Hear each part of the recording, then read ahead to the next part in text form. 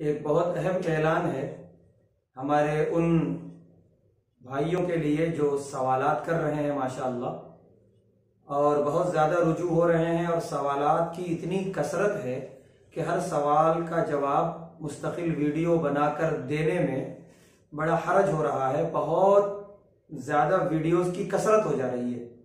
तो इससे बचने के लिए एक तरीक़ा ये इख्तियार किया गया कि बेशक आप सवालात करें, उसमें कोई हरज नहीं है, लेकिन खालिस फ़िक़ही सवालात करें। इख्तिलाफ़ी मसलकी सवालात और दूसरे सवालात जिसका ताल्लुक मसले मसाइल से नहीं है उससे परहेज़ करें। खालिस फ़िक़ही सवालात करें जो रोज़मर्रा ज़िंदगी में पेश आ रहे हैं।